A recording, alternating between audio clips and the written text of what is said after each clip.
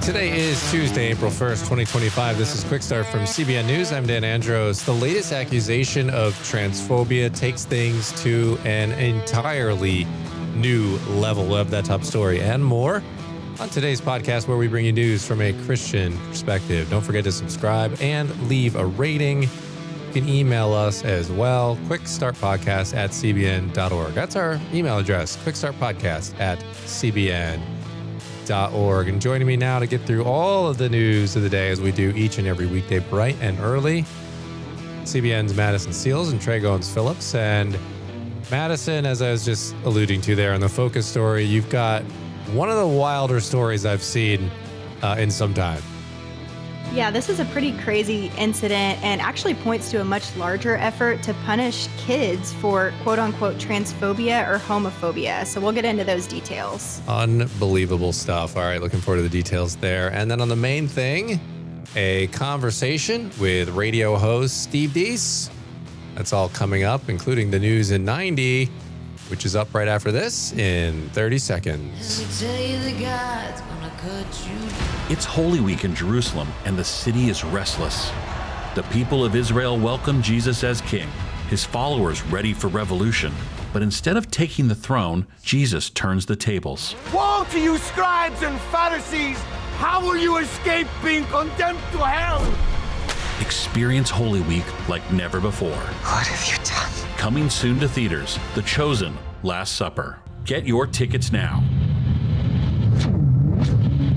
White House Press Secretary Karoline Leavitt joined CBN's David Brody for an exclusive one-on-one interview that you will not want to miss. You can check it out over on the CBN News YouTube channel. She's just 27 years old, has already made headlines for her fearless approach at the podium and not backing down, including when people have questioned her knowledge on things like the economy. She also opened up what keeps her grounded under pressure, including a team prayer before every briefing. She told David that it's a moment to be silent and still and ask God for confidence. It's the last thing I do before I go out there. You can watch that full interview, as I said, on the CBN News YouTube channel. And the U.S. Supreme Court heard a major case yesterday that could reshape how religious groups operate. At issue is the question, is serving the poor a religious act? The Wisconsin Supreme Court ruled it's not and denied Catholic Charities a religious tax exemption, saying their work wasn't quote unquote religious enough, end quote, because they help everyone and don't try to convert them. Catholic leaders are pushing back, saying that serving the needy is biblical and fundamental to their faith. Those are just some of today's top headlines. You can check out more stories over at cbnnews.com. And this is an interesting one here, guys. This whole targeting here and the questioning really is serving the poor a religious act? And I think, you kind of have to go down to basically track down what you believe, why you believe something is good. And I think when you trace all that back, I think what they're getting at here is that, well, that's just something everybody does. I mean, everybody knows that this is good. It's not necessarily a religious thing. But I think when you try to hinge morals to like a secular sort of worldview, you'll find it'll be difficult to connect those. Purpose, meaning, goodness, evil, etc. doesn't work when it's not grounded in anything. It just comes down to personal preference. So that was sort of what my spidey senses sort of tingled when I saw those sorts of lines and what they are getting at. I'm curious to see what you guys think. Yeah, I think this is kind of a weird case all around, right? I mean, I don't think that it is difficult, though. I think, how do you link those? How do you say that those are specifically linked? But I think really a lot of this boils down to the constant pressure that we have culturally, right, between the secular culture and this religious culture and the Christian culture. And I think that we're forever going to have that tension that's going to continue to ramp up. And I think this is just the latest kind of foray into that friction that exists between the two. Yeah. The Wisconsin Supreme Court basically is saying that the work of Catholic Charities are not churchy enough, as though that's any business of the government to decide. But it is very important that the Supreme Court justices are taking up this case because, like Catholic Charities said, they're like the physical expression of the church's mission to serve the sick and the elderly and the poor, which is exactly what Christ did and what he directed believers to do. Yeah, and I feel like what happens a lot of times with these judges and the Freedom from Religion Foundation, et cetera, they would, I mean, so they're saying here they're not religious enough because they're not trying to convert them. Well, if they were out there and they were explicitly trying to convert them as one of their main things that they were trying to do while serving the poor, I'm guessing Freedom from Religion Foundation would turn around and say, hey, you can't do that. They can't be exempt. And then also try to convert people. That's endorsing a religion. I feel like that's the route they would go. So it's like they're trying to get them in this catch-22 where now you can't get the tax exemption for while you're witnessing and trying to convert people.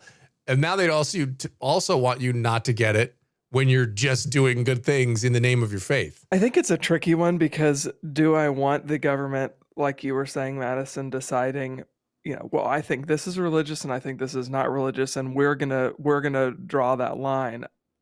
No, I think like my gut instinct is no. I don't want the government telling me what I can do as a Christian to serve my community. And then at the same time, do I want Scientologists being tax exempt and getting tax exemption under the guise of, well, this is a religious institution? Not really. I think that a lot of these organizations are kind of, flying under the radar, and they're going by and they're not doing anything that is religious in any way or even bettering society, but they're getting tax exemptions too. So I think that line is a little bit tricky to delineate, but I think this case is, just like I said initially, a bizarre one. Yeah, for sure. Because they are bettering society. That's a service that should be important to everyone, including the government. And them being prevented from continuing to do that damages a lot more people than just Catholic charities. Yeah, 100%. All right, well, we'll certainly keep an eye on those stories that are related to that, and we'll update it on cbnnews.com, faithwire.com as well. So, all right, we're going to head over to the focus story now, though, and this is the one we mentioned at the top. A toddler, yes, a toddler, who was accused of being transphobic and or homophobic, was suspended from a nursery. I mean, I cannot with this. So to tell me what happened here, Madison. Yeah, so what happened and when it happened are both interesting here, but a British newspaper published in London called The Telegraph just recently reported that during the 2022 to 2023 academic school year, a toddler was suspended from a nursery in England after being accused of being transphobic or homophobic. And apparently the child was, like you said, 3 to 4 years old and was attending a state school. And the allegation says the child was suspended for, quote, abuse against sexual orientation and gender identity. That's all it says. That's all that's in the accusation. And this came out after the Telegraph revealed that children as young as 5 are being kicked out of schools in England for, quote unquote, attacking teachers or other students. And so they started investigating some of these instances, and they happened upon this case and dug into the data from the Department for Education that's in the United Kingdom to find out more details. And they found out that there's a lot more cases than just this one. Yeah, so it's not an isolated case. What else has been happening? Yeah, unfortunately, it's not isolated, and it's been going on behind the scenes for years. So even though the school has not disclosed any further details of the incident, data from the Department for Education does show that 94 students who were at state primary schools were suspended or even permanently excluded for homophobia or transphobia during the 2022-2023 school year.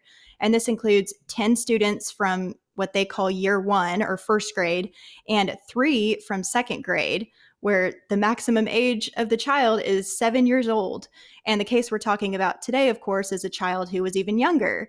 And the data shows that across all state-run primary schools in England, the number of children suspended or expelled for homophobic or transphobic behavior increased from 164 in 2021 to 178 in 2022.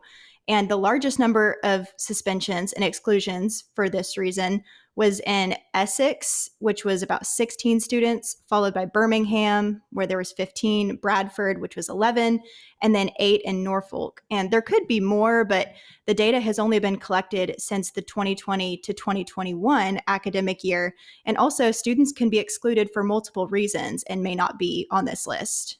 So now that this happened a couple of years ago, now this story is picking up a lot of media attention. And so what's the reaction been to this?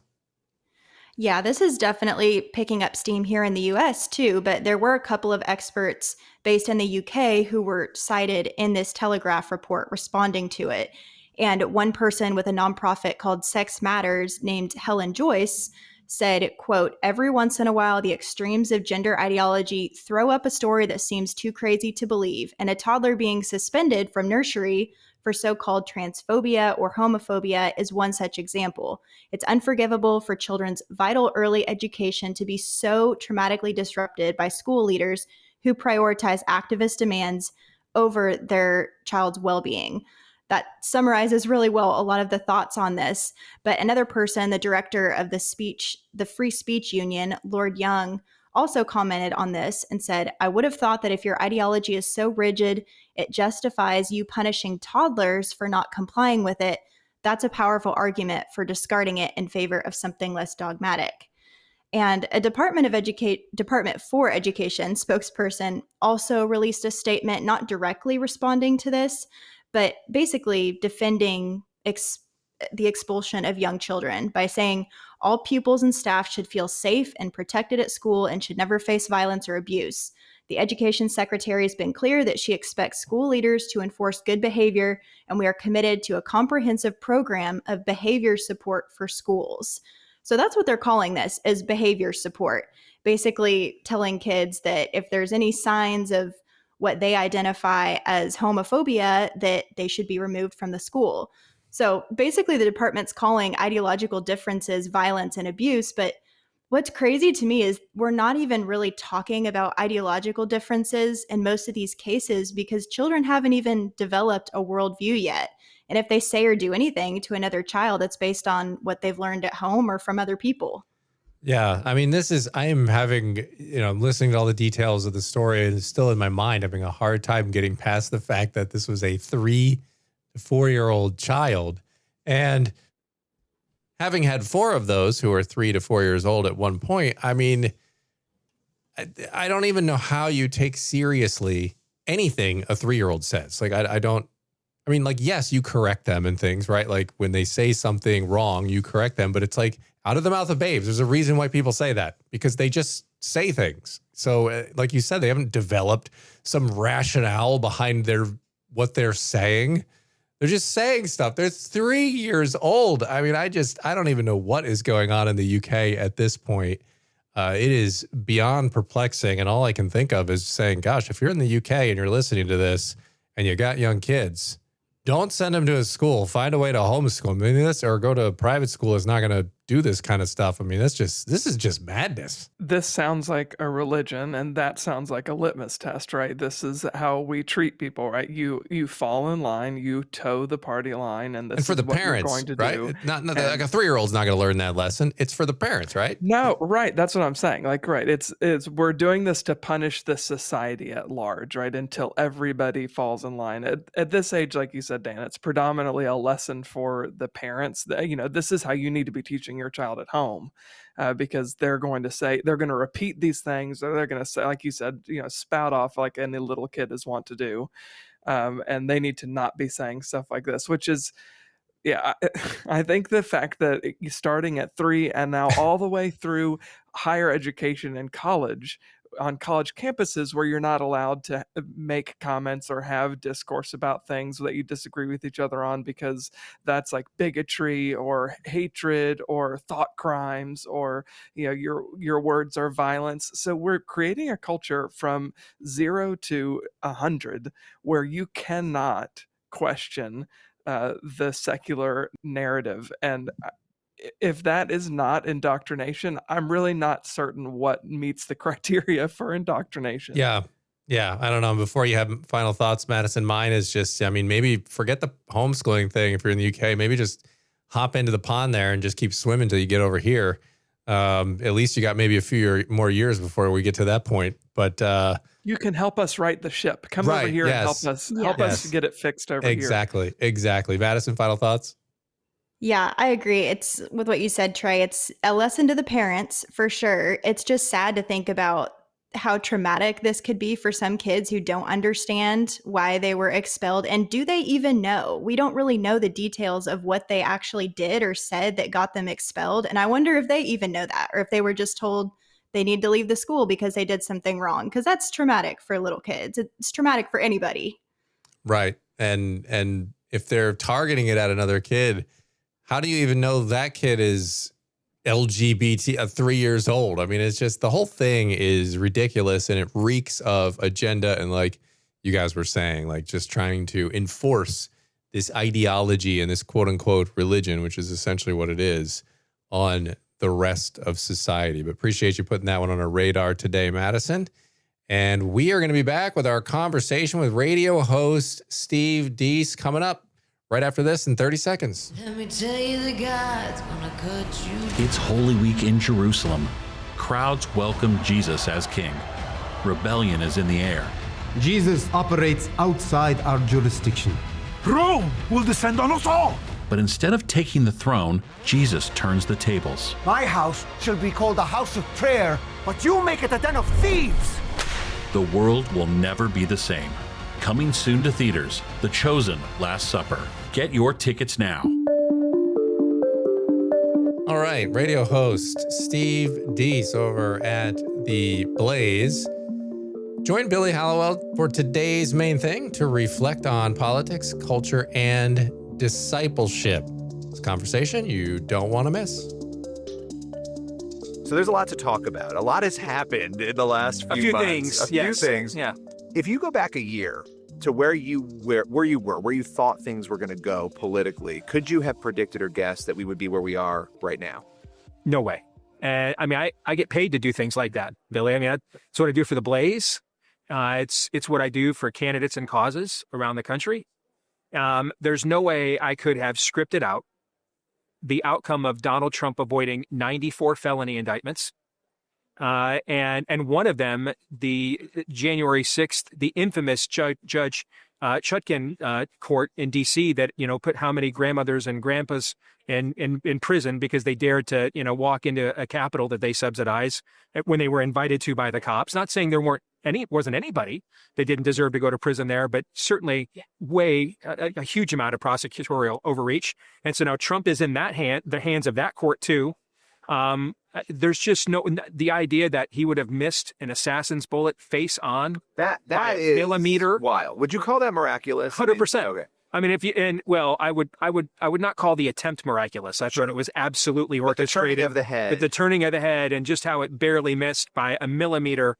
And who knows what the future of Western civilization is at that moment. And frankly, because I didn't think it was possible to humanly navigate those scenarios, that was a big reason why I supported Ron DeSantis in the primary. I thought for our belief system, this was a must-win election. Republicans had not had a lot of luck recently winning elections. The guy in Florida had shown that he knows how to win them.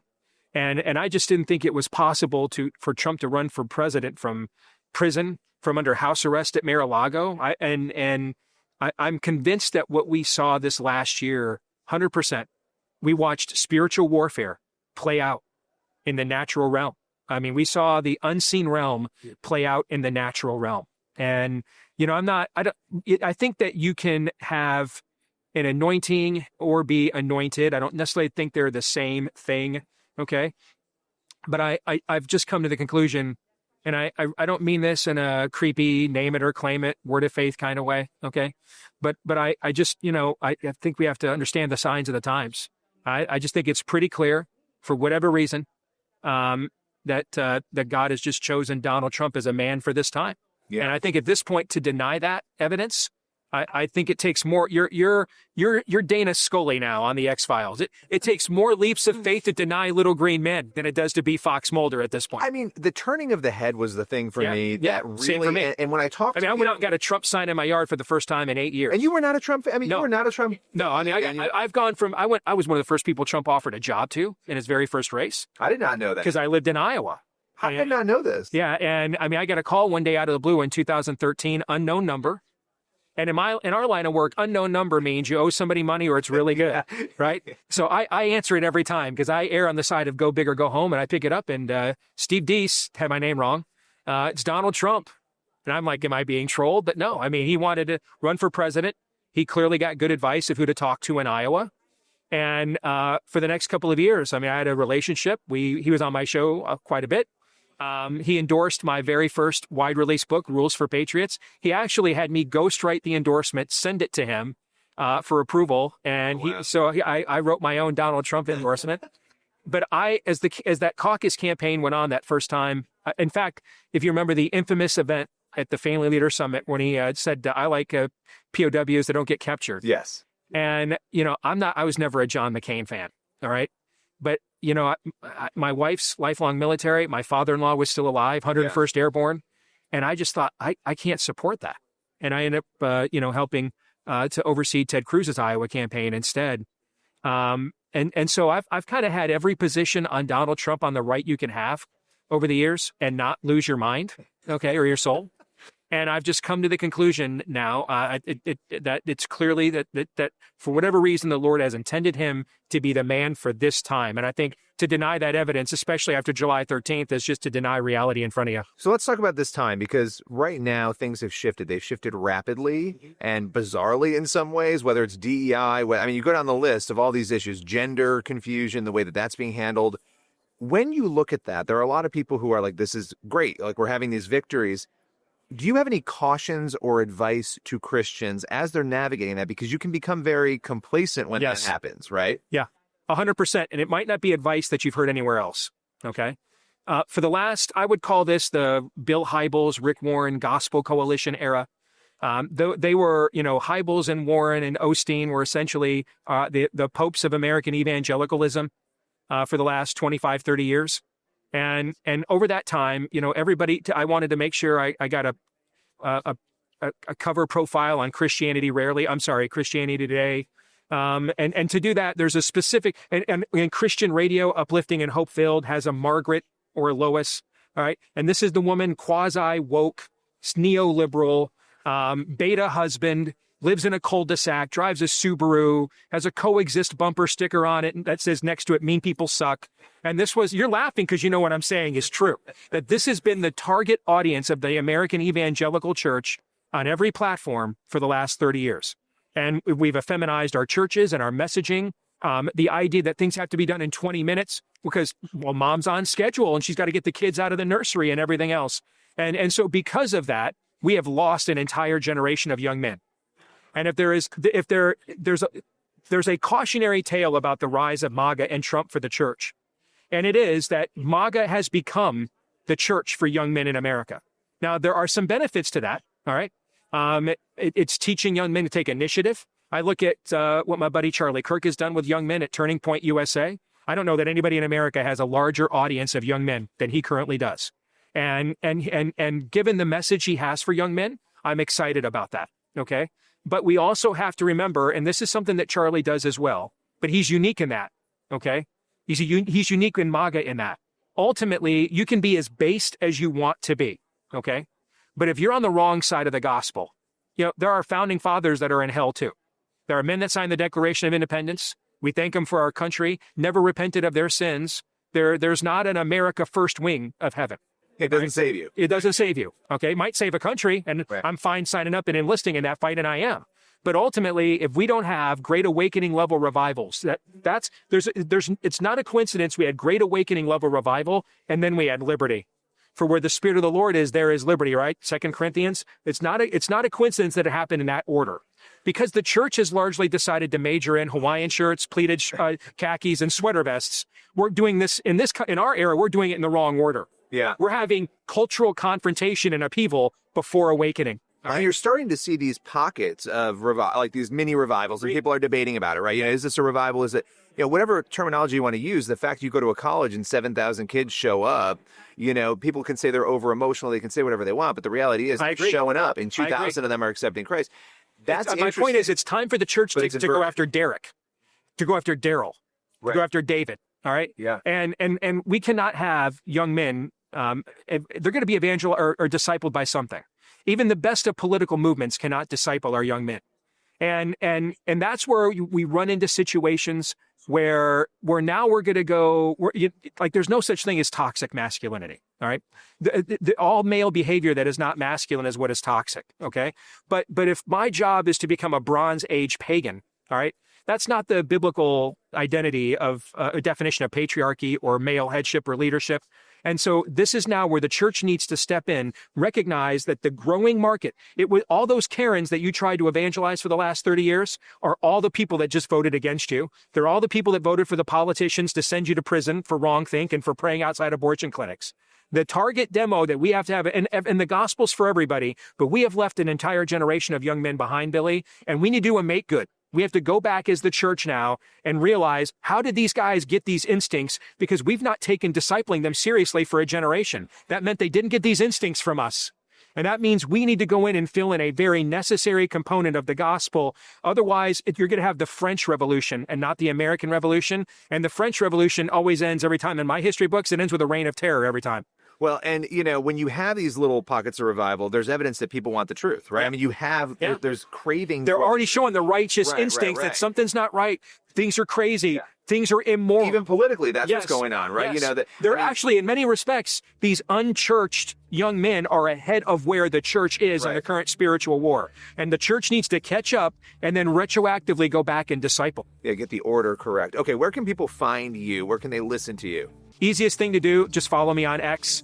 It's the largest platform in the world, doesn't censor people like me every day.